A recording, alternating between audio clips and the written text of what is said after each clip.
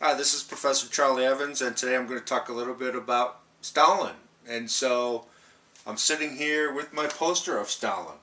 What you can't really see is the bottom of the poster here, and the characters are Chinese characters. It's a Chinese poster of Stalin. Very, very interesting. And I'll say something more about that in a minute. Stalin, born 1878, died 1953. One of the great mass murderers of history, along with Hitler and whoever else you want to throw in those categories, but he's responsible for millions and millions of deaths in the Soviet Union. He's born in the Caucasus of Ossetian or Georgian family background. It's a little bit unclear exactly his parents, his father and mother's families. He joined the Bolshevik Party in 1903, and his early tasks within the Bolshevik Party were expropriations, bank robberies. He was a bank robber. And in 1917, he was one of the leaders of the Bolshevik Party in Petrograd when the February Revolution broke out. During the Civil War, he was a political commissar. And in 1922, Lenin appointed him General Secretary of the Communist Party. And that was his power position. That gave him his base of power because he controlled all the positions within the party. He knew all the personnel within the party. And so he got enormous patronage power and was able to promote people who responded to and supported Stalin's policies and everything. The 1930s were the Great Purges, the Great Terror, when Stalin unleashed enormous terror organizations. He killed, he purged the party of anybody he thought might oppose him. It's unclear. Historians are still not really sure if he killed 1 million people or 15 million people or 16 million people.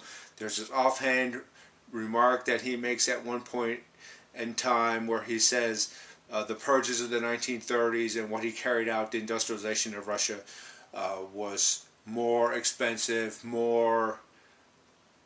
cost more in terms of lives than World War II, and we know that World War II cost over 20-30 million people in the Soviet Union and everything.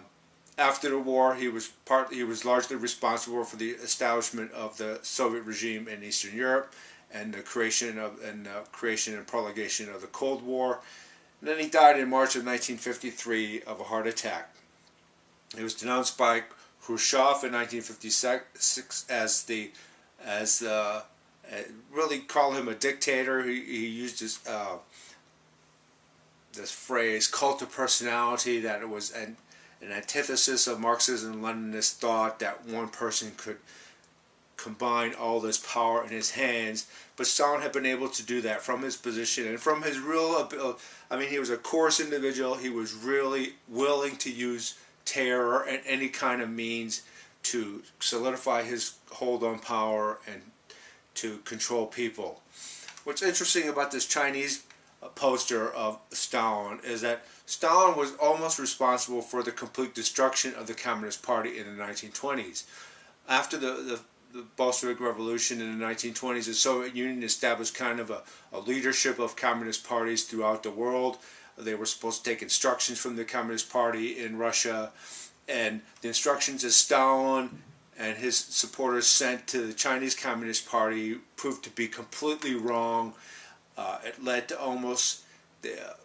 really almost led to Mao Zedong's party being wiped out and everything.